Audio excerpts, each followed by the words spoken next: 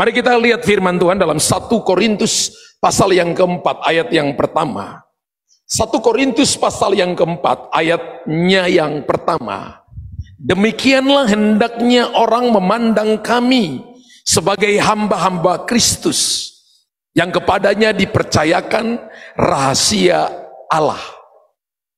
Karena satu ayat saja mari kita baca dengan suara yang lebih keras. 3, 2, 1. Demikianlah hendaknya orang memandang kami sebagai hamba-hamba Kristus yang kepadanya dipercayakan rahasia Allah, melayani Tuhan dengan kualitas hamba.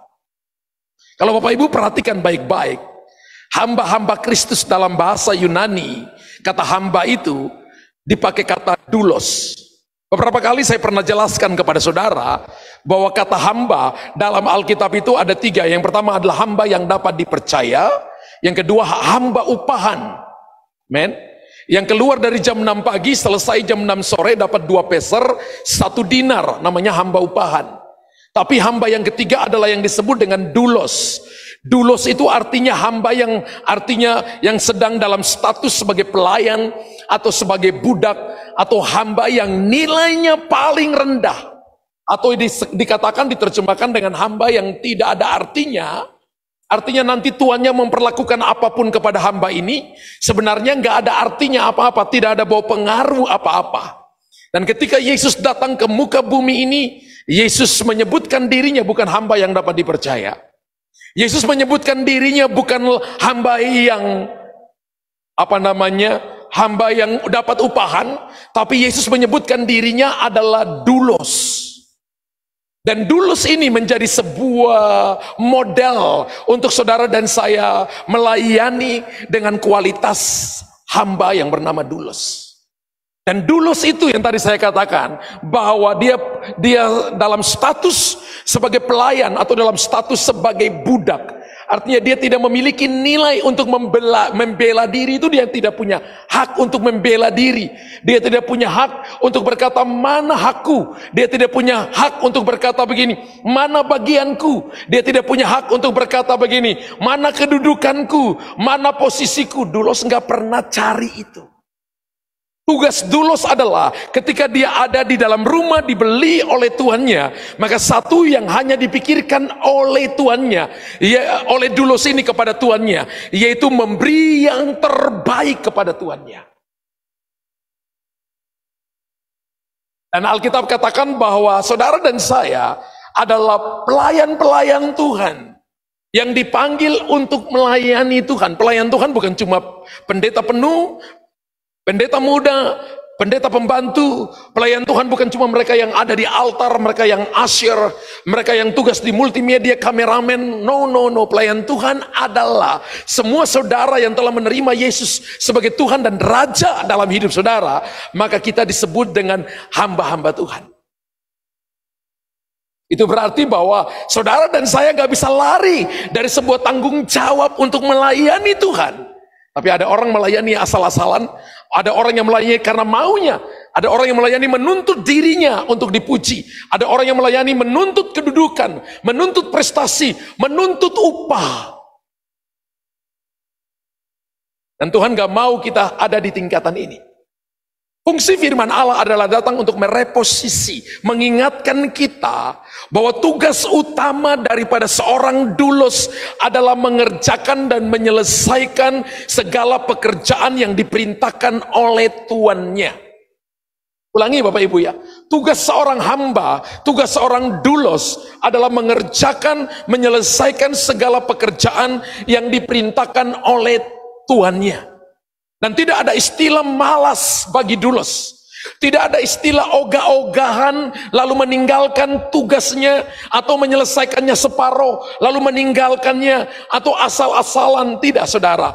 Dia akan memilih mengerjakan tugasnya dalam segala situasi, nyaman ataukah tidak nyaman, dia ada dalam masalah ataukah tidak ada masalah. Tapi tugas hamba sejati adalah membaktikan dirinya bagi kesejahteraan, kepentingan orang lain, dan untuk memuliakan nama Tuhan.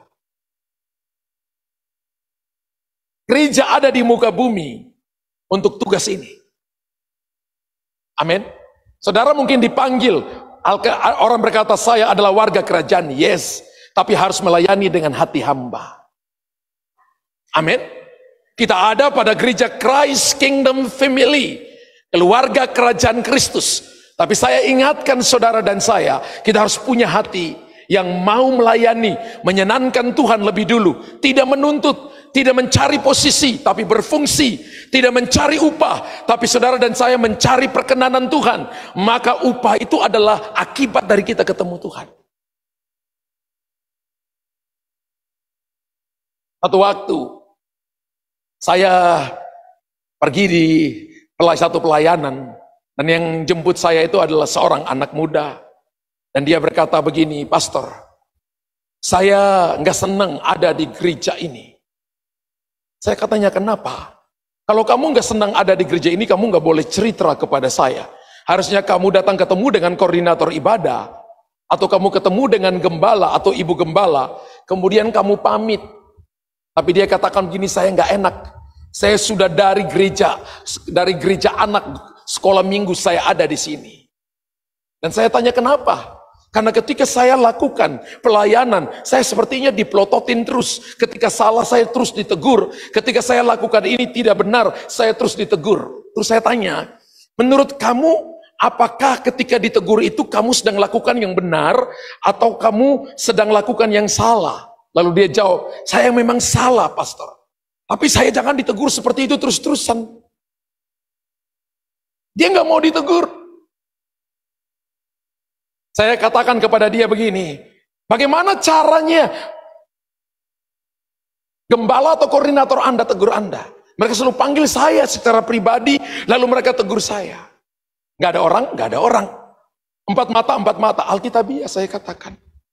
Sekarang ini saya minta supaya kamu ketemu koordinator atau gembala, koordinator ibadah atau gembalamu, dan ngomong dari hati ke hati apa yang kamu ngomong ke saya.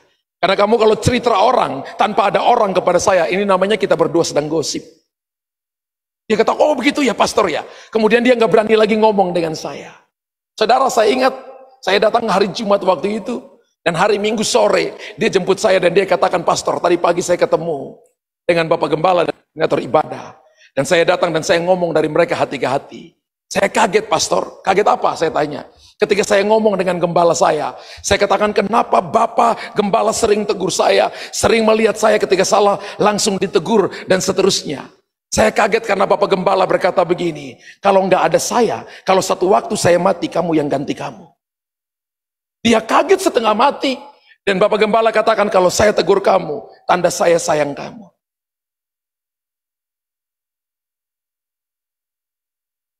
Saya nggak lihat Amen Unlimited Anda tulis di kolom komentar di YouTube. Karena semua orang nggak suka ditegur. Tapi Alkitab berkata dalam Wahyu pasal yang ketiga, ayat yang ke-19 berkata gini, "Barang siapa ku kasihi, ku tegur." Yang kedua dihajar, yang ketiga didiamkan. Wow. Barang siapa ku kasih, kalau Anda dan saya adalah anak Tuhan, Anda dan saya adalah pelayan Tuhan, maka kalau ada orang yang tegur Anda, itu tanda orang itu sayang Anda. Tapi kalau orang lihat Anda dan orang nggak pernah tegur, orang cuma ketawa, ketiwi dan sebagainya, dia sebenarnya ingin kehancuranmu, dia sebenarnya ingin Anda jatuh, dia sebenarnya ingin Anda bangkrut, dia sebenarnya ingin Anda tidak masuk pada potensi maksimal. Saudara dan saya, ingat baik-baik bahwa tugas hamba sejati adalah membaktikan dirinya, hidupnya sepenuhnya hanya untuk kesejahteraan orang lain dan menyenangkan hati Tuhan. Dengan tidak memaksakan kebenarannya sendiri, menurut persamaan hak, dia bisa nuntut saudara. Kenapa orang itu diperlakukan begini, saya tidak. Kenapa orang ini diangkat posisinya, saya tidak. Bapak Ibu tahu, kalau kita pelayanan itu bukan tentang fungsi, tapi bagaimana kita berfungsi. Pelayanan itu bukan bagaimana saya menerima, tapi bagaimana memberi. Pelayanan itu adalah urusan apakah kita ini punya DNA, Bapak kita di sorga, atau kita nggak punya DNA. Ataukah Bapak Ibu hidupi visi misi, Bapak Ibu menghidupi apa yang ada di dalam rumah, atau Bapak Ibu datang ingin menonjolkan apa yang Bapak Ibu punya dan di luar daripada visi misi. Gereja itu adalah sebuah rumah yang Tuhan mau kita umat Allah tumbuh di sana. Dan di dalam rumah rohani inilah, maka Tuhan memperhatikan isi hati saudara. Haleluya. Kita tidak bisa memaksakan kebenaran sendiri atau menuntut persamaan hak. Tapi menerima segala sesuatu yang diberikan kepada hamba ini. Dan berterima kasih kepada Tuhan yang memberikan kepada dia tanggung jawab. Bapak Ibu, tanggung jawab kita yang paling berat satu waktu yang akan dituntut adalah nafas kehidupan. Apa yang kita lakukan dengan nafas kehidupan yang pertama. Yang kedua, tanggung jawab yang diberikan oleh bosmu di kantor, oleh orang tuamu di rumah, dalam pelayanan. Apakah kita melakukan dengan benar atau tidak? Satu waktu nanti akan dipertanggungjawabkan di hadapan Tuhan. Karena kita hamba-hamba yang harus menghadap Tuhan kita. Yang namanya Tuhan Yesus Kristus. Kita harus berterima kasih ketika ada kepercayaan yang diberikan kepada kita. Maka kita harus melakukan dengan sungguh-sungguh.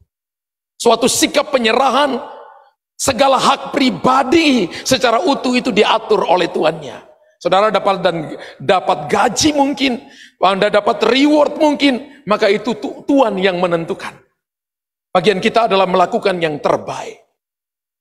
Haleluya. Amin. Kalau orang melayani karena upah pasti bertengkar, pasti berkelahi, pasti injak kepala orang, pasti ingin menjatuhkan orang lain. Ketika lihat orang dipuji, dikasih kesempatan, maka kita akan mulai merasa bahwa saya tersaingi. Bagaimana menjatuhkan orang itu? Itu bukan hati hamba doulos. Karena seorang doulos itu, dia melayani tanpa menginginkan hal-hal ini. Kalau ada kepercayaan dari tuannya, maka dia anggap itu anugerah dari Tuhan. Sering terjadi salah pemahaman di antara gereja Kristen, orang Kristen, ketika mereka mendengarkan kata hamba Tuhan. Karena orang berpikir hamba Tuhan itu adalah gembala, hamba Tuhan itu cuma pendeta. Pikirannya langsung tertuju kepada pendeta, penginjil, atau para full time, lalu mereka katakan itu hamba Tuhan. No. Tapi saya katakan bahwa semua orang yang melayani Tuhan, mungkin tidak ada PDP, PDM di depan dia, pendeta penuh di depan dia, tidak lulusan seminari teologi mungkin, tapi Anda melayani dengan sungguh-sungguh di hadapan Tuhan, Anda adalah hamba-hamba yang melayani dengan setia. Amin. Banyak orang merasa dirinya awam. Ingat bahwa Tuhan tidak pernah membedakan awam dengan orang kudus, nggak pernah. Perbedaan itu terjadi ketika Israel menyembah lembu emas. Lalu ketika Musa turun dan Musa membawa 2 loh batu. Dan dia berkata, siapa yang mau mendekat kepada Tuhan? Harusnya 12 suku mendekat. Tapi pada waktu itu yang mendekat hanya suku Lewi. Lalu mereka dikuduskan untuk melayani dalam seluruh pelayanan di rumah Allah. Pelayanan hari-hari terakhir yang akan muncul bukan cuma Lewi, tapi All Saints Movement. Pelayanan semua orang kudus, semua orang percaya dipanggil melayani Tuhan. Dalam 1 Korintus 4 ayat yang pertama tadi dikatakan, demikianlah hendaknya orang memandang kami sebagai hamba-hamba Kristus, yang kepadanya dipercayakan rahasia Allah. Ada kualitas hidup, ada kualitas orang Kristen yang melayani sebagai hamba. Ada beberapa kualitas. Yang pertama, kalau Bapak Ibu mau lihat orang itu melayani seperti hati hamba, maka pada dirinya ada kesetiaan. Amin. Orang yang melayani sebagai hamba itu bukan orang pintar. Seperti apa yang dunia katakan. Bukan orang berprestasi, tapi orang setia. Saya coba cari di Kamus Besar Bahasa Indonesia, arti umum setia adalah berpegang teguh pada janji atau pada pendirian, atau patuh dan taat di segala situasi.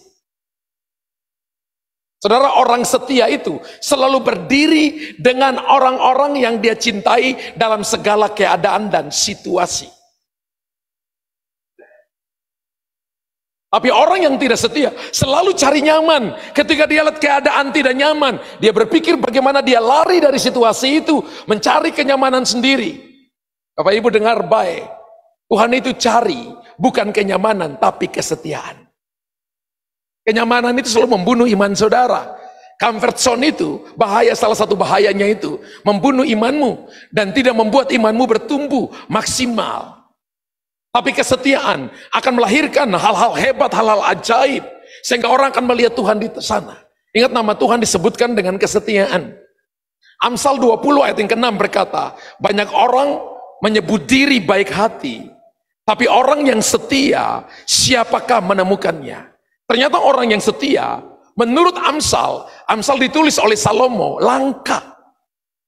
Salomo cari orang setia, susah.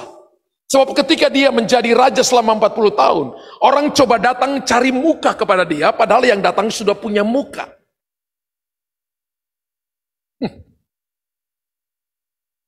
Dia tunduk menyembah raja, dia pakai baju bagus, ngomong kata-kata manis, muji-muji raja, karena untuk dapat sesuatu yang menyenangkan dia. Tapi Salomo berkata, aku tidak menemukan kesetiaan pada orang-orang itu. Tahukah saudara bahwa kesetiaan adalah nilai diri saudara dan saya di hadapan Tuhan. Nilai diri Tuhan adalah kesetiaan. Alkitab menyebutkan bahwa Tuhan menyebutkan dirinya, dikatakan begini, setia dan benar. Kata setia diterjemahkan dengan kata faithful. Dari dua suku kata faith dan full, penuh dengan iman. Dan ketika orang penuh dengan iman, itu adalah orang yang setia, penuh dengan pendirian, penuh dengan janji, tidak bergeming keadaan apapun, dia tidak bergeming. Amsal 19 ayat 22 berkata, sifat yang diinginkan pada seseorang ialah kesetiaannya. Lebih baik orang miskin daripada seorang pembohong. Wow. Sifat yang diinginkan pada seseorang ialah kesetiaannya. Ketika Bapak Ibu ketemu dengan seseorang di tempat pekerjaan, tempat pelayanan, maka Anda punya masa depan yang pasti. Amin. Ketika Anda ketemu dengan seseorang yang punya nilai kesetiaan, maka Anda belajar dari orang itu.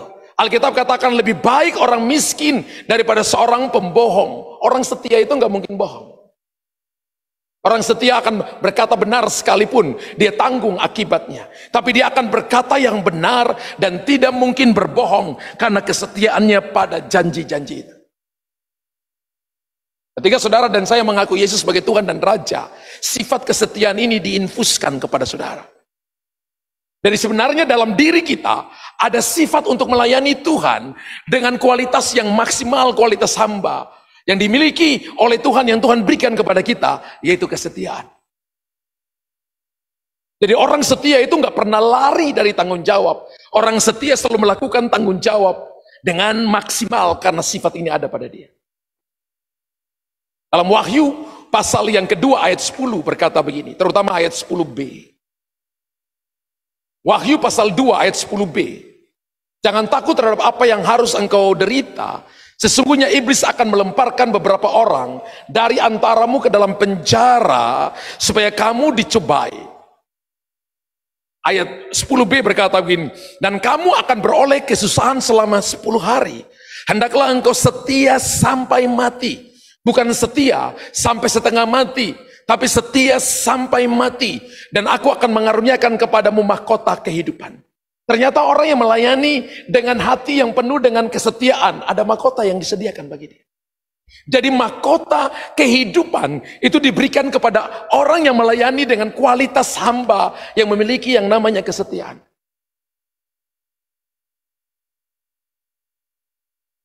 Saya nggak tahu apakah nanti satu waktu akan diketemukan. Seperti Amsal 20 ayat yang ke-6 begini. Banyak orang menyebut diri baik hati. Orang berkata, gue baik, gue begini kok, gue memberi, gue nolong orang lain, gue doakan orang lain. Tapi Alkitab katakan begini, bahwa tetapi orang yang setia, siapakah menemukannya? Baik itu belum tentu benar. Benar pasti baik. Dan kalau benar pasti baik, maka nilai kesetiaan itu menjadi maksimal dalam saudara dan saya. Dan Alkitab berkata begini, Anda berhak dalam jalur untuk menerima yang namanya mahkota kehidupan. Satu waktu nanti ada begitu banyak orang yang hari ini saya ingatkan saudara, ketika Anda berhadapan dengan Tuhan di Bema. Bema itu adalah takhta di mana Tuhan akan membagikan mahkota kepada saudara. Dan ada begitu banyak orang yang akan berjalan di sana. Dan Tuhan berkata begini, kamu setia.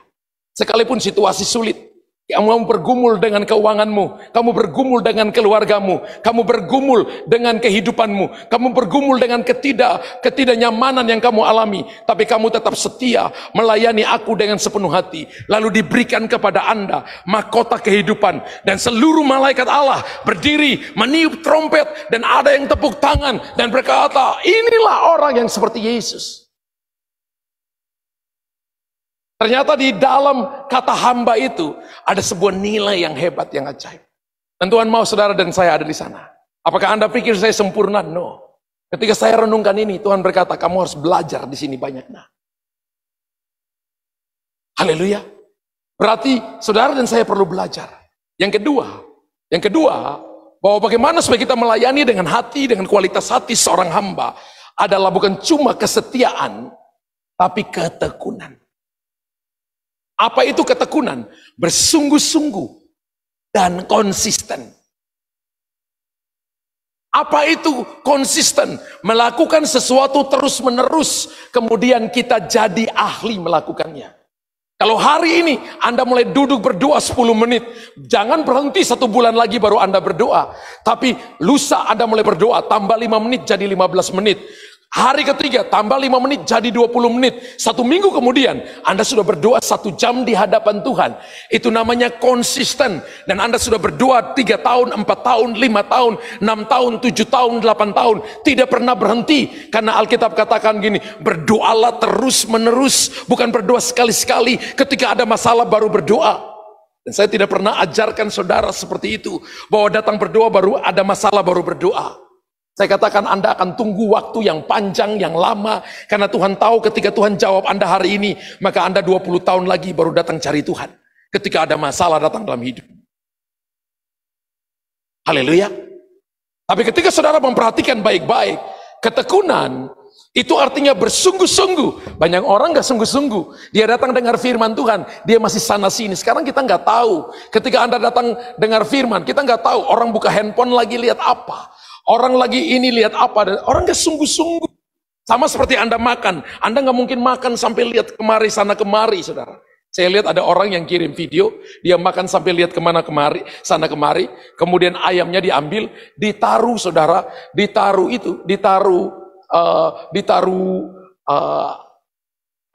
wortel yang keras itu loh saudara, wortel yang masuk dalam freezer. Jadi ketika ayamnya diambil, dia lagi sambil ngomong sana sini, dia gigit saudara. Ternyata orang ini, dia lagi ngomong sana sini, giginya itu sudah nggak banyak saudara. Maksudnya giginya sudah ompong. Dia marah karena apa? Mulutnya berdarah karena dia gigi dengan kencang. Sudah asik makan tapi ngobrol sama sini. Tidak fokus. Wow. Kekristenan itu, Tuhan berkata dalam Ibrani, dikatakan gini, fokus kepada Yesus. Ketika kita jadikan Jesus be the center, jadikan Yesus sebagai sentral, maka kita dibawa dari kemuliaan kepada kemuliaan. Ibrani 10 ayat 36 berkata, sebab kamu memerlukan ketekunan. Taruh tangan kananmu di dada dan katakan, saya memerlukan ketekunan.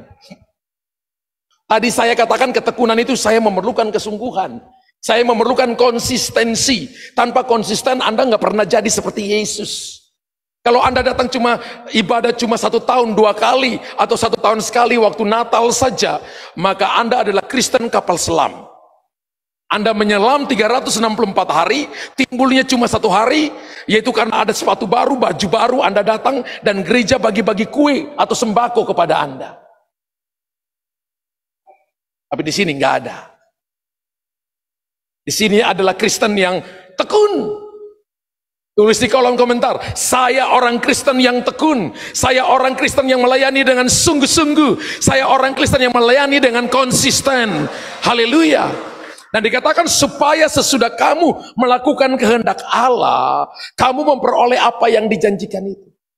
Kalau Bapak Ibu baca ayat ini dengan baik, Alkitab katakan begini, semua janji Allah hanya dapat dinikmati oleh orang-orang yang tekun. Semua janji Allah ketika datang kepada tangan orang yang tekun, maka janji-janji itu akan menjadi berkat bagi banyak orang dan memuliakan Tuhan. Saudara lihat, ada orang yang kaya tapi nonjol diri sendiri. Ada orang yang kaya tapi pamer tentang kekayaannya. Ada orang yang ada orang juga yang kaya raya, tapi mereka sangat low profile. Mereka tidak pernah menonjolkan kekayaannya. Bahkan mereka membagi kekayaannya dengan orang-orang miskin, dengan orang-orang yang gak mampu. Dan mereka dapat reward, itu yang namanya konsisten. Sampai kapan kita harus setia dan tekun melayani Tuhan, yang adalah Tuhan kita? Sampai kapan pertanyaannya? Maka sampai nafas terakhir, atau sampai nafas kita berhenti berhembus. Coba anak tarik nafas, masih ada nafas? Kalau lepas masih ada? Selama ada nafas, maka itu masanya untuk Anda melatih ketekunan. Kecuali kalau Anda tarik nafas dan sudah tidak bisa lagi buang nafas, maka kebaktian penghiburan. Haleluya, amin. Kalau kita melayani Tuhan, pertanyaannya sampai kapan harus setia dan tekun melayani Tuhan? Maka kalau sampai nafas masih ada di kandung badan, maka dalam pelayanan tidak ada kata pensiun. Tuhan itu kalau pakai seseorang, tidak pernah tanya, umurmu berapa? Enggak. Kalau Tuhan tanya umur, Tuhan gak tanya Abraham yang sudah umur 75 tahun, dan Sarah yang sudah mati haid, dan Abraham yang sudah impoten. Tuhan gak akan datang kepada mereka. Tuhan akan cari orang-orang muda. Haleluya. Tapi dalam pelayanan Tuhan buktikan bahwa tidak cari bahwa lihat umur. No. Jika tidak jadi, tidak ada istilah tentang pensiun. Tidak ada. Atau katakan cuti dalam melayani Tuhan. Nggak ada. Yang ada adalah Anda cuti karena Anda dikasih kesempatan untuk cuti. Tapi sesungguhnya untuk Anda rafa, untuk Anda rekreasi. Tapi nggak ada cara, saya cuti pelayanan, nggak mau pelayanan berapa lama. Ya sampai nanti saya dengar Tuhan bicara kepada aku. Masa Tuhan mau tinggalkan Anda tidak melayani selama 5 tahun dan mengharapkan berkat-berkat besar datang kepada saudara? No. Ini orang nggak tahu firman. Tapi sepertinya pintar firman Tuhan. Tapi sesungguhnya dia nggak tahu tentang kebenaran. Ketekunan itu adalah sesuatu yang Anda latih terus menerus. Saya tidak bicara bahwa ketekunan itu orang harus ada, datang ke gereja atau harus jadi full time. Ketekunan Anda bisa praktek di dunia marketplace. Ketekunan Anda bisa praktek di rumahmu. Ketekunan Anda bisa praktek di tempat kuliahmu, di tempat kerjamu. Anda bisa praktek di dunia government. Anda bisa praktek di dunia politik. Anda bisa praktek dimanapun Anda berada. Karena kehidupan ini dari dalam. Amin. Anda tidak mau korupsi.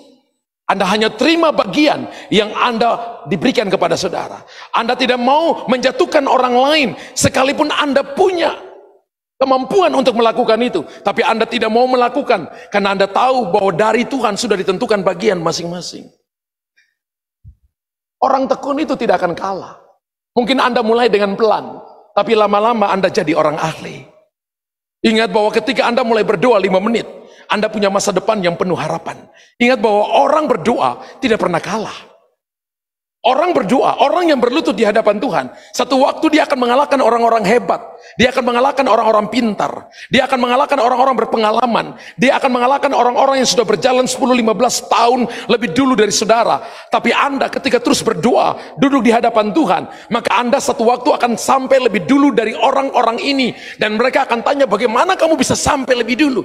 Karena ketika Anda berdoa, Anda tidak melakukan suatu pekerjaan yang pasif. Anda sedang masuk dalam sebuah dimensi yang sangat aktif, yang bisa mengubah hati Tuhan, bisa mengubah sorga untuk mengintervensimu dan membawa Anda dalam sebuah percepatan yang berbeda. Ketika seorang hamba cuma datang dan tunduk pada tuannya, ya Tuhan, lakukan. Ingat Dulos itu dia nggak punya harga diri lagi. Harga diri dia ada pada Tuhannya. Ketika Anda melayani, Anda sebenarnya nggak punya harga diri. Jangan nuntut harga diri.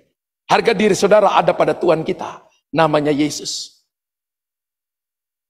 Pernahkah Anda lihat orang tua berkata kepada anak, bikin malu papa, bikin malu orang tua, karena nama anak itu ada pada nama papa dan mamanya. Ketika saudara ada dalam sebuah gereja lokal, maka nama Anda bukan lagi tentang Anda, bukan tentang Anda, tapi tentang gereja lokal, tentang gembala, tentang seluruh sistem pelayanan. Sama. Prinsip ini selalu dipakai di situ. Dan hanya orang-orang yang tekun yang bisa mempraktekannya. Itu tanda bahwa dia melayani dengan kualitas hamba. Gereja ini bukan gereja entertain, saudara. Gereja ini adalah gereja pemuritan. Gereja ini melatih setiap orang. Dan memang tidak semua orang mau dilatih. Tidak semua orang juga yang mau ditegur. Tidak semua orang yang mau juga untuk ketekunan. Mau latih ketekunan. Tapi ketika dia latih terus menerus, satu waktu dia tidak terkalahkan. Satu waktu dia akan jadi seorang ahli yang akan menolong begitu banyak orang. Yang akan berdiri dan orang akan melihat Tuhan menyertai dia. Amin. Jadi ingat bahwa pelayanan itu bukan cuti bersama. Pelayanan itu bukan waktunya pensiun. Tapi pelayanan Anda lakukan every day. Sampai selesai tugas kamu di muka bumi. Yang ketiga, bukan menyangkut tentang kesetiaan. Bukan menyangkut tentang ketekunan. Tapi menyangkut tentang kerendahan hati. Kenapa orang keraskan hati tidak mau melayani Tuhan? Alasannya sederhana, sombong.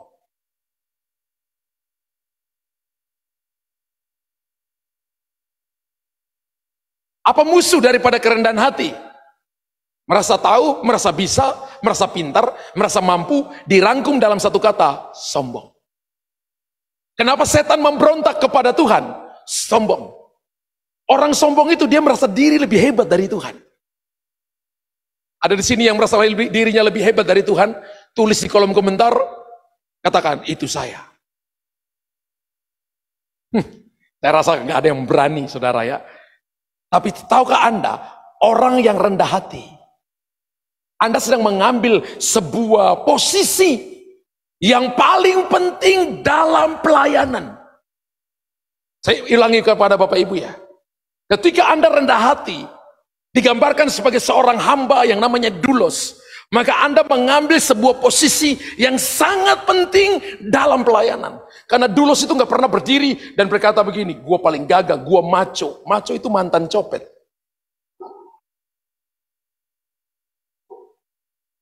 Dia tidak pernah berkata begini, bos, tidurlah dengan nyenyak, gue jaga kepada bos. Enggak.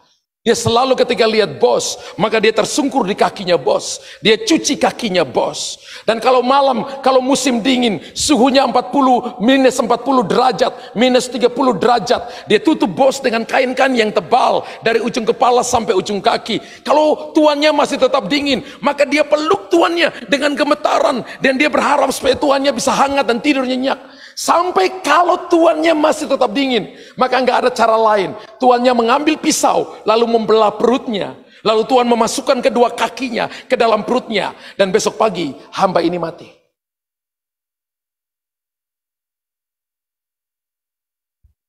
Bapak Ibu ingat baik-baik. Dia tidak punya alasan membela diri. Dia cuma punya satu alasan. Mengambil posisi untuk humility. Rendah hati. Saudara tahu orang rendah hati, seperti aliran air mengalir, daerah aliran air mengalir dari hulu, mengalir, tiba-tiba ada dataran yang sangat rendah. Kira-kira air itu langsung katakan begini, ini tempatku rendah, aku mau naik. Ada air yang seperti itu? Itu air aliran hantu. Pasti, ya, itu air aliran hantu. Tapi saya percaya bahwa kalau ada tempat yang rendah di sini, maka seluruh kapasitas air akan terkonsentrasi di sini. Ketika Anda melayani dengan kerendahan hati, seluruh kapasitas sorga akan terkonsentrasi kepada Anda. Kita boleh melayani sama-sama. Orang lain diberkati, orang lain dipromosi, orang lain dikasih kesempatan, orang lain dibawa Tuhan lebih tinggi, orang lain dipercayakan perkara-perkara besar. Tapi kenapa aku sepertinya sudah bertahun-tahun begini-begini saja? Kenapa aku tidak bertumbuh? Mungkin Anda kebalikan dari rendah hati, Anda sombong. Ingat bahwa orang rendah hati dipercayakan perkara-perkara besar. Dalam Matius pasal 11 ayat 28, 29, 30, Yesus berkata, belajarlah daripadaku, sebab aku lemah lembut dan rendah hati, dan jiwamu mendapatkan ketenangan. Saudara dan saya tidak akan beroleh ketenangan dalam hidup ini jikalau Anda tidak memiliki yang namanya rendah hati. Rendah hati adalah diperlakukan orang sebagaimanapun, Anda tetap melayani. Anda dikatain seperti apapun, diperlakukan seperti apapun, mungkin ditempeleng, dimarahin apapun, Anda tetap melayani. Karena Anda nggak melayani manusia, manusia adalah tempat untuk melatih hatimu, untuk Anda menerima segala kapasitas sorga yang akan tercurah dalam hidup saudara dan saya.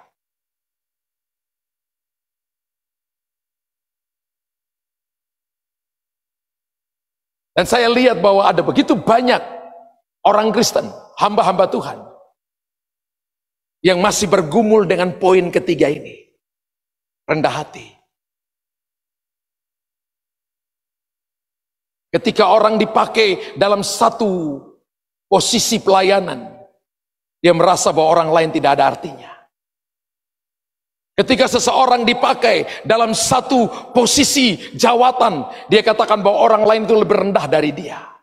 Tapi kalau Anda baca Alkitab, seluruh karunia yang Tuhan berikan kepada kita, entah karunia Tuhan Yesus 5 jawatan, dan karunia Roh Kudus 9 karunia utama, 33 karunia motivasi, diberikan kepada kita dengan sebuah tujuan, yaitu untuk memperlengkapi tubuh Kristus, bukan untuk menyombongkan diri, tapi untuk memperlengkapi tubuh Kristus. Karena tidak seluruh tubuh ini tangan, tidak seluruh tubuh ini mata, tidak seluruh tubuh ini kaki. Masing-masing sudah mengambil bagiannya masing-masing. Satu saat ada seorang hamba Tuhan ketemu dengan juga seorang hamba Tuhan. Dan ketika ketemu, hamba Tuhan yang satu ini sudah senior. Yang hamba Tuhan yang diketemu ini hamba Tuhan yang junior.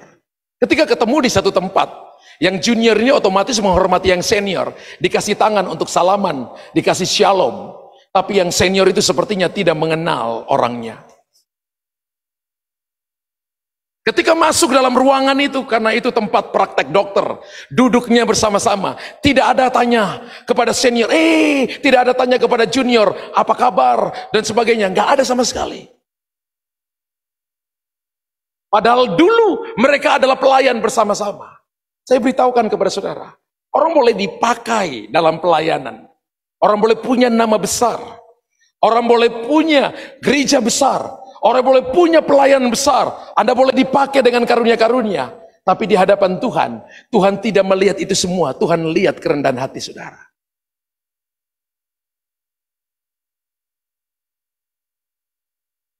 Kita dalam satu waktu juga bisa melakukan hal ini. Ketika kita pikir kita yang paling diberkati secara finansial, punya bisnisnya besar, punya hartanya banyak, lalu kita memperlakukan orang lain dengan semena-mena, maka Anda harus melatih diri untuk rendah hati. Ingat bahwa rendah hati itu adalah Anda mengambil posisi paling rendah untuk Anda menerima seluruh kapasitas yang dari atas. Ketika Anda punya posisi yang dari atas, misalnya gelas ini saya balikan, kemudian dibawa ke sumber air, kira-kira terisi atau tidak? Terisi. Ada banyak orang Kristen yang basah, tapi mereka tidak penuh.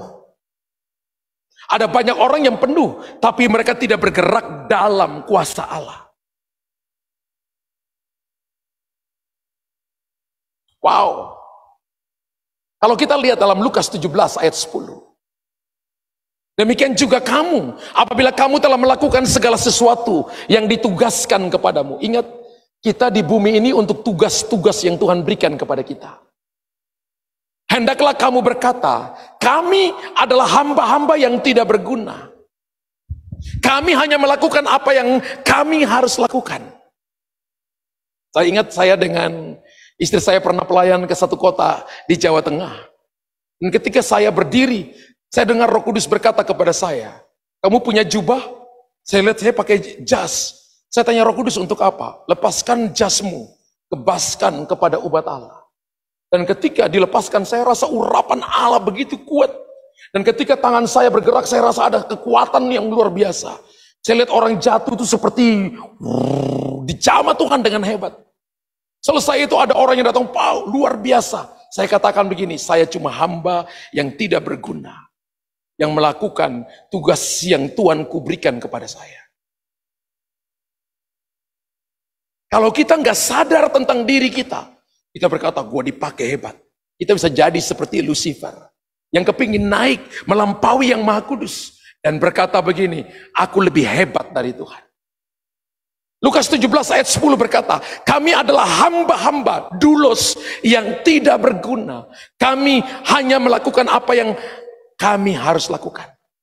Masing-masing kita punya tugas pelayanan yang Tuhan sudah berikan kepada kita. Entah kita sebagai full time, entah kita sebagai orang marketplace, entah kita sebagai pebisnis atau business woman, entah kita sebagai para pekerja, sebagai suami, istri, anak-anak, sebagai mahasiswa, mahasiswi, sebagai para pelajar, maka Anda telah diberikan bagian untuk Anda satu waktu diminta pertanggungjawaban di hadapan Tuhan.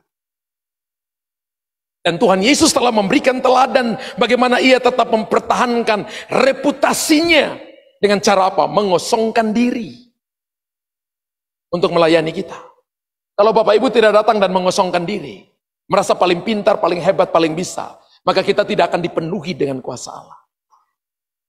Tuhan Yesus kan turun dalam Filipi, berkata dalam Filipi pasal 2, ayat 6 sampai ayat yang ke-8.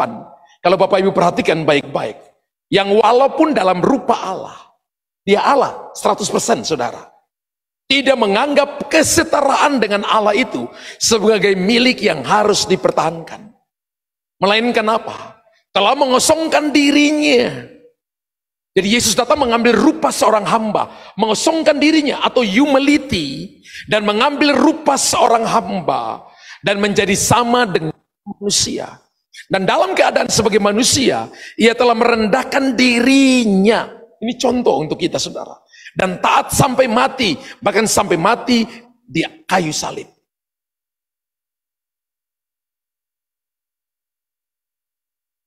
Salah satu gaya hidup dari hamba-hamba Tuhan, ayat ini dalam Filipi pasal 2 ayat 6 sampai 8 ini harus kita ikuti. Dan ketika Bapak Ibu praktekkan ini dimanapun Bapak Ibu berada, nanti kalau Bapak Ibu baca ayat selanjutnya dikatakan begini, karena Yesus lakukan hal ini, mengosongkan diri, mengambil rupa seorang hamba, dia tidak menjadi orang yang paling lemah, tapi dikatakan dia diberikan nama di atas segala nama, sebab dengan nama itu setiap lutut bertelut, setiap lidah mengaku bahwa Yesus adalah Tuhan dan Juru Selamat kita. Ketika Anda dan saya mengambil posisi melayani sebagai hamba, Anda bukan dipermalukan oleh orang lain, tapi satu waktu nanti Anda akan ditinggikan oleh Tuhan. Dan orang akan berkata, orang ini disertai Tuhan, orang ini akan dipimpin oleh Tuhan, orang ini perlu jadi be a role model, perlu jadi contoh, perlu jadi teladan. Dan orang melihat Yesus dalam hidup saudara dan saya. Kekristenan itu bukan kita datang dan kita apa namanya itu menjadi idol, no.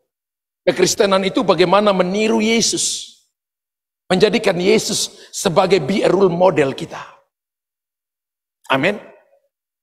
Jadi kita tidak perlu sakit hati, kita tidak perlu kecewa jika pelayanan kita tidak dianggap dan tidak dihargai manusia.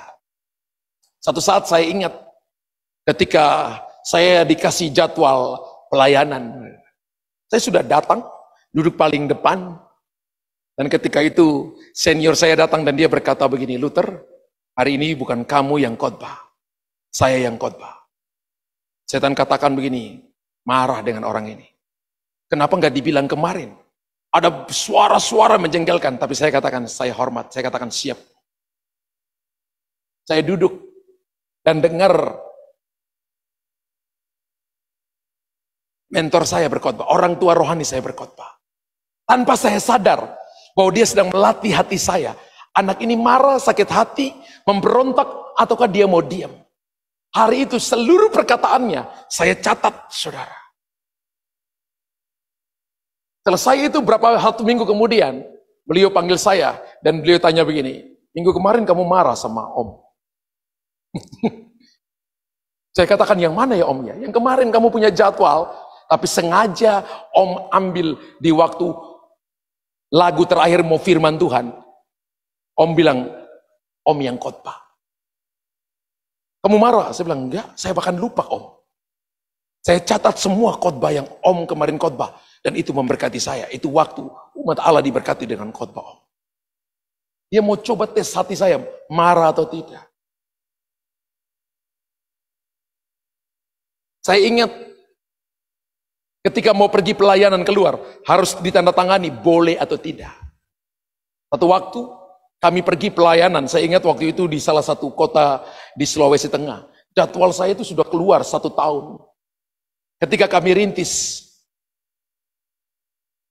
Gembala saya, orang tua rohani saya bilang gini, Luther, 1 tahun ini kamu jangan dulu pergi pelayanan, kamu telepon orang-orang yang undang kamu untuk batalin seluruh pelayanan. Dia bilang, siap om. Kenapa? Saya sudah dilatih ketika ada sama-sama di rumah. Saya latih. Dan dia nggak tanya lagi, kamu sakit hati. Dia sudah tahu anak ini dilatih seperti ini, tidak sakit hati.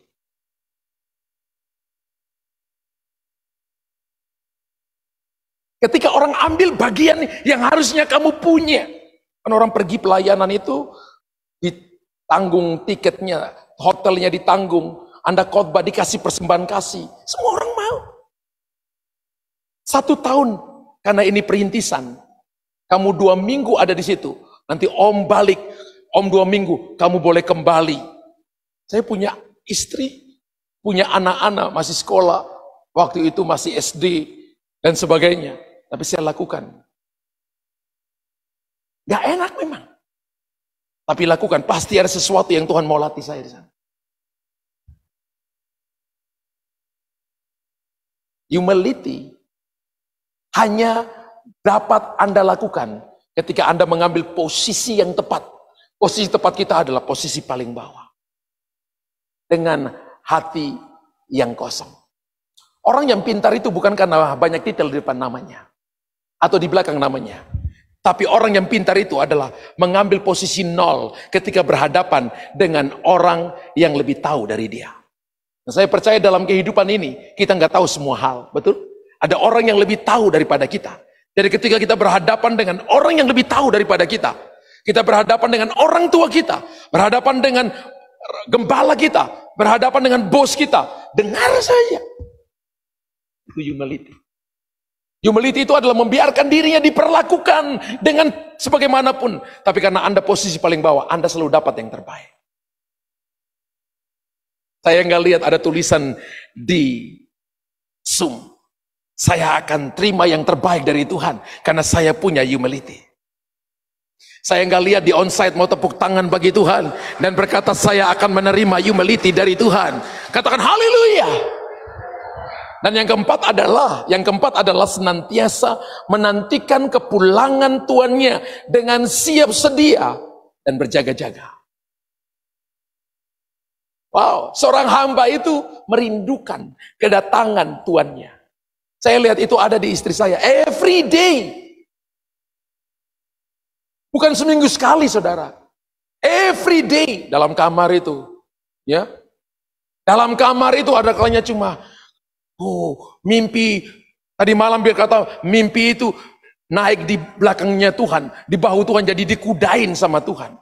Wow, terus dikasih Yesaya 55 ayat yang ke-5 atau ayat yang keberapa, pagi-pagi kami berdoa pagi, dikatakan tadi malam saya mimpi, saya disuruh dikudain sama Tuhan, lalu Tuhan bilang, kamu hafal Yesaya 55, karena Yesaya paling terakhir kan pasal 55. Wow. Setiap hari bicara begini, kapan ya Tuhan datang? Kalau tulis tentang kirim-kirim, tentang semuanya, tentang kedatangan Tuhan, itu orang yang merindukan. Bagi saya itu hamba yang pure, yang murni. Kalau Anda nggak pernah merindukan kedatangan Tuhan, maka Anda bukan hamba. Anda itu saingannya Tuhan, Anda itu tuan. Yang saingan dengan Tuhan di atas segala Tuhan, atau Baal Hamon itu. Lukas pasal 12 ayat 35 berkata begini. Hendaklah pinggangmu tetap berikat dan pelitamu tetap menyala. Hendaklah pinggangmu tetap berikat dan pelitamu tetap menyala. Pinggang yang berikat adalah tanda kesiapan bekerja dan melayani. Hamba itu ketika tidak melayani lagi, maka tidak ada lagi pinggang yang terikat, saudara. Dia pakai celemek seperti di depannya di situ. Karena itu siap bekerja, siap melayani. Dan Tuhan berkata, seperti hamba, hendaklah pinggangmu tetap berikat dan pelitamu tetap menyala. Pelita yang menyala menunjukkan semangat yang tidak pernah padam. Entahkah itu malam, entahkah itu siang, Anda tetap melayani. Tunggu sampai tuannya pulang, sekalipun larut malam. Bahkan sekalipun itu datang dini hari. Bapak Ibu perhatikan baik-baik. Tuhan Yesus pada ayat ini mengilustrasikan Tuhan itu pulang pada pesta perkawinan yang menurut tradisi Yahudi itu berlangsung pada malam hari, akan pulang pada tengah hari. Seorang hamba yang baik, yang merindukan tuannya pulang, tidak membiarkan dirinya tertidur. Tapi dia tidak tetap terikat, pinggangnya tetap terikat, lampunya tidak dibiarkan padam, mumpung tuannya belum pulang, maka aku tidur nyenyak saja. Beberapa kali di rumah, ketika kita pulang kemalaman, orang-orang rumah itu ketiduran. Sampai beberapa kali anak-anak kita itu lompat tembok, saudara. Bahkan tembok itu ada besi-besi yang tajam. Mereka harus lompat untuk datang dan ketok. Padahal klakson mobil, titit. Ini sudah dini hari, kita pulang ada kalanya mereka nggak bangun, ketiduran. Berarti itu hamba-hamba yang tidak mengikat pinggangnya dan tidak membiarkan lampunya tetap menyala. Haleluya. Saya percaya bahwa kalau saudara dan saya tahu bahwa malam hari menegaskan waktu kedatangan Tuhan yang tidak terduga-duga. Malam hari itu adalah waktu tidur. Bahasa Prancisnya sono. You know sono? Ya. Pak Reno tahu sono? Bahasa Prancis ya. Itu tidur tidak tahu diri. Ya. Di mana umumnya malam hari itu adalah hari yang banyak orang tertidur pulas. Dan mereka tidak berjaga-jaga, mereka lengah. Dan ada begitu banyak hamba Tuhan yang tidak berjaga-jaga menantikan kedatangan Tuannya. Saya bersyukur gereja ini ada 24 hours mulai daftar untuk orang-orang menara doa. Dan orang menara itu bagi saya tidak dipaksa, saudara. Karena itu panggilan hati. Bayangkan kalau dia ayo doa-doa, dia berdoa. Gue dipaksa-paksa, itu doanya itu nggak sampai di Tuhan. Sampai di plafon, notok turun lagi. Orang melayani berdoa itu harus dari hati, saudara. Orang melayani pun juga bukan karena ayo melayani, tidak. Melayani itu harus panggilan hati.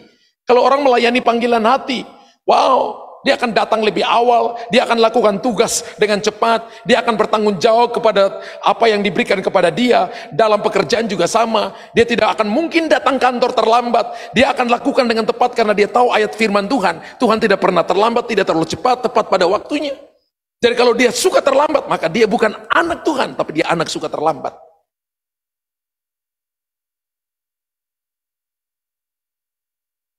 Ada jemaat juga yang datang waktu sudah dekat mau doa berkat baru dia datang. Di sini nggak ada. Saya lihat Anda hadir sebelumnya. Banyak hamba Tuhan yang tidak berjaga-jaga menantikan kedatangan Tuhannya. Sehingga hal itu membuat mereka tidak sungguh-sungguh bekerja, tidak sungguh-sungguh melayani. Sehingga akibatnya mengubah mereka menjadi hamba yang jahat. Hamba yang jahat itu selalu mengatain orang lain, mukul orang lain, nyiksa orang lain. Karena dia pikir dia paling benar. Tapi hamba yang benar itu selalu menanti-nantikan Tuhan. Orang kalau fokus pada kerja, dia nggak akan pusing untuk menjatuhkan orang lain. Karena dia tahu bahwa God's promotion, promosi datang dari Tuhan. Amin. Dan hari-hari ini adalah hari menjelang kedatangan Tuhan. Gereja harus menyiapkan diri. Sudahkah kita siap sedia menyongsong kedatangannya? Lukas 12:40 berkata, hendaklah kamu juga siap sedia. Lukas 12:40, hendaklah kamu juga siap sedia, karena anak manusia datang pada saat yang tidak kamu sangkakan. Anak manusia datang pada saat yang tidak kamu sangkakan. Wow, ini bukan masalah tentang tahun, ini bukan masalah tentang tanggal, ini masalah tentang detik dan menit.